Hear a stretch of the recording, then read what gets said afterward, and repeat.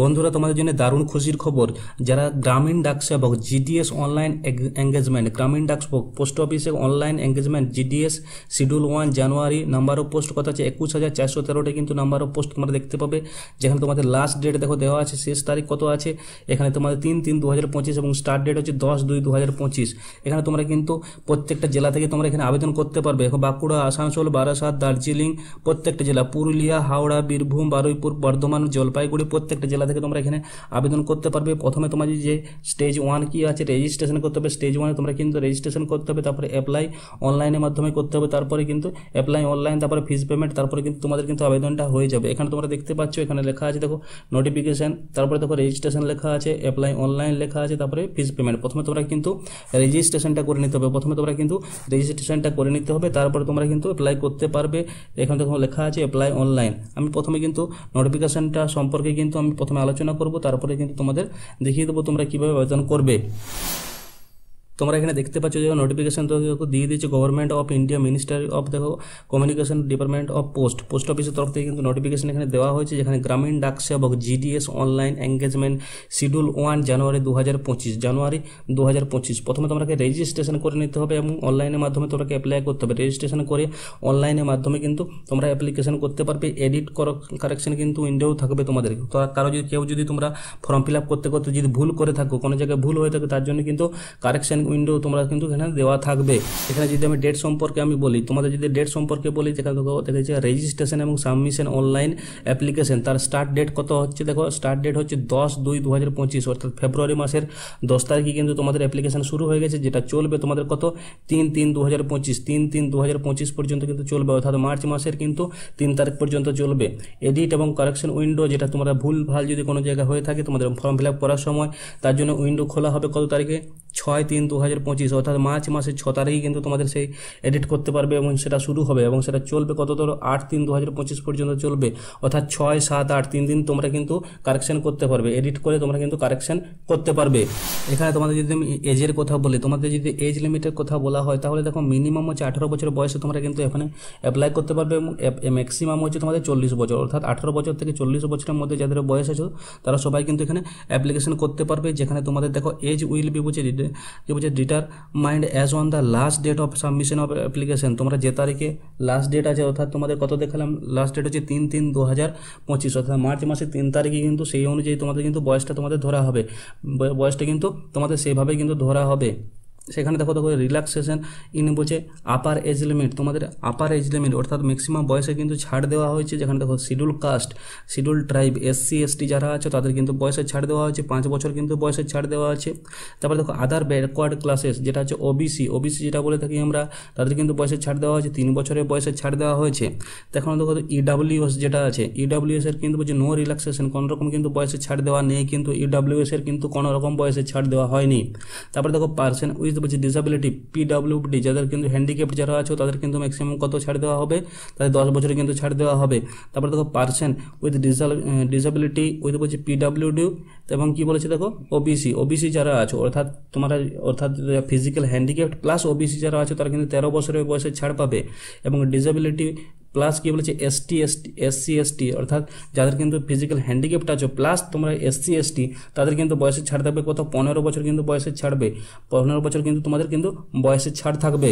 তোমাদের যদি আমি এডুকেশনাল কোয়ালিফিকেশন অর্থাৎ শিক্ষাগত যোগ্যতা সম্পর্কে আমি বলি, এডুকেশনাল কোয়ালিফিকেশন সম্পর্কে যদি আমি বলি, যেখানে educational qualification for the engagement of GDS secondary school examination post certificate, অর্থাৎ 10 মাধ্যমিক পাস করে থাকলে তোমরা কিন্তু GDS এর জন্য তোমরা অ্যাপ্লাই করতে পারবে। মাধ্যমিক পাস করে থাকলেই কিন্তু তোমরা GDS এর জন্য তোমরা অ্যাপ্লাই করতে পারবে, যেটা তোমাদের স্টেট বা ইন্ডিয়া গভর্নমেন্ট বা যে কোনো গভর্নমেন্টের তোমার থেকে মাধ্যমিক পাস করে থাকলেই তোমরা কিন্তু এখানে আবেদন করতে পারবে। শুধুমাত্র মাধ্যমিক পাস করে থাকলেই কিন্তু তোমরা এখানে আবেদন করতে পারবে।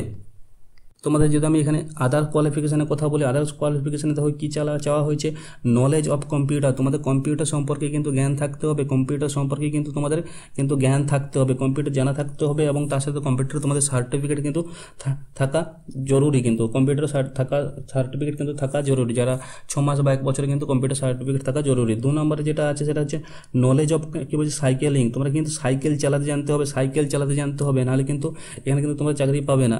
সাইকেল চালাতে জানতে হবে। এখানে আবেদন করতে গেলে তোমাদের কী কী ডকুমেন্টস লাগবে, দেখো প্রথমে যে ডকুমেন্টসের কথা বলা হচ্ছে মার্কশিট লাগবে, তোমাদের মাধ্যমিক পাসের কিন্তু মার্কশিট তোমাদের কিন্তু লাগবে, যেটা তোমাদের মাধ্যমিক পাস করেছিলে সে মাধ্যমিক পাসের কিন্তু মার্কশিট তোমাদের এখানে কিন্তু লাগবে। 2 নম্বর যেটা দেওয়া আছে যে আইডেন্টিটি প্রুফ বলতে তোমরা এখানে কিন্তু মাধ্যমিকের অ্যাডমিট কার্ড বা প্যান কার্ড বা ভোটার কার্ড বা যে কোনো কিন্তু যেটা তোমাদের ছবি দেওয়া আইডেন্টি প্রুফ কিন্তু একটা লাগবে, যেখানে তোমাদের ফটো থাকবে সেরকম একটা আইডেন্টি প্রুফ তোমাদের এখানে কিন্তু একটা লাগবে। 3 নম্বর যেটা সেটা যে কাস্ট সার্টিফিকেট, তোমরা যদি SC ST OBC কাস্ট থেকে বিলং করে থাকো তাদের কিন্তু কাস্ট সার্টিফিকেট একটা কিন্তু লাগবে। তারপর দেখো PWD সার্টিফিকেট, যারা ফিজিক্যাল হ্যান্ডিক্যাপ্ট আছো তাদের কিন্তু PWD সার্টিফিকেট কিন্তু লাগবে, যারা কিন্তু ফিজিক্যাল হ্যান্ডিক্যাপ্ট আছো তাদের কিন্তু মাস্ট PWD সার্টিফিকেট কিন্তু লাগবে, নাহলে কিন্তু তোমরা PWD ছাড়টা তোমরা পাবে না। EWS সার্টিফিকেট, যারা তোমরা EWS থেকে বিলং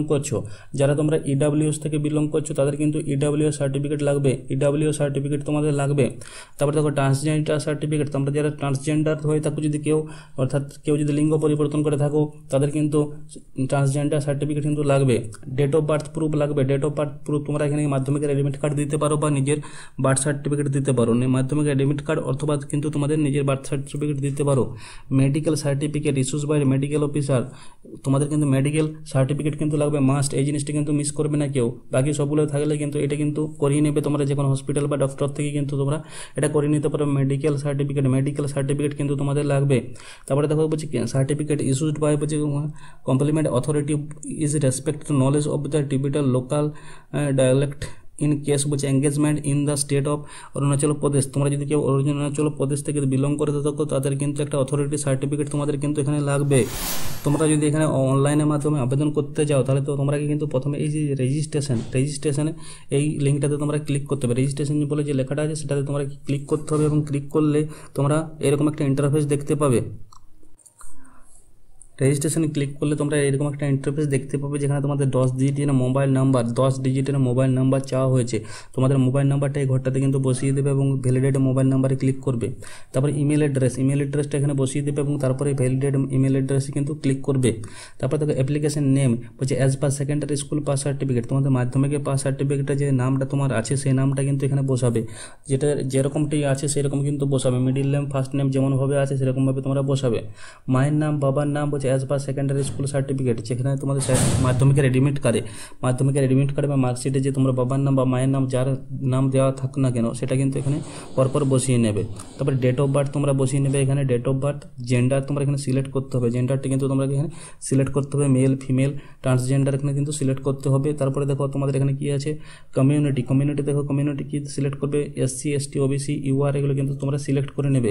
তারপরে দেখো এখানে কি আছে বলছে সিলেক্ট সার্কেল, কোন সার্কেল থেকে তোমরা এখানে দেখো প্রত্যেকটা স্টেটের কিন্তু রাজ্যের কিন্তু সার্কেল দেওয়া আছে। তোমরা যদি ওয়েস্ট বেঙ্গল থেকে বিলং করে থাকো তাহলে ওয়েস্ট বেঙ্গল এখানে সিলেক্ট করে নেবে। তারপরে সিলেক্ট বলছে year of passing of secondary, তোমরা কোন সালে কিন্তু পাস করেছো সেটা কিন্তু সিলেক্ট করে নেবে। 1900 2000 এখানে দেখো সালগুলো দেখতে পাবে, সেগুলো তোমরা কিন্তু সিলেক্ট করে নেবে। বলছে এন্টার টেক্সট শোন বিলো, এটার যেটা লেখা আছে তোমরা এই যে ক্যাপচাটা দেখতে পাচ্ছ এখানে, যে ক্যাপচাটা কিন্তু এখানে ফিল আপ করে নেবে এবং সাবমিট বাটনে ক্লিক করলে তোমাদের কিন্তু রেজিস্ট্রেশন হয়ে যাবে। তারপরে তোমরা কিন্তু আবার ব্যাক চলে এসে লগ ইন করে তোমরা কিন্তু অ্যাপ্লিকেশনটা করতে পারবে। তো বন্ধুরা এই ছিল আজকের বিজ্ঞপ্তির ভিডিওটা ভালো লাগে থাকলে অবশ্যই একটা লাইক করবে, শেয়ার করবে এবং একটা কমেন্ট করে জানাবে তোমরা কোন জেলা থেকে ভিডিওটা দেখছো।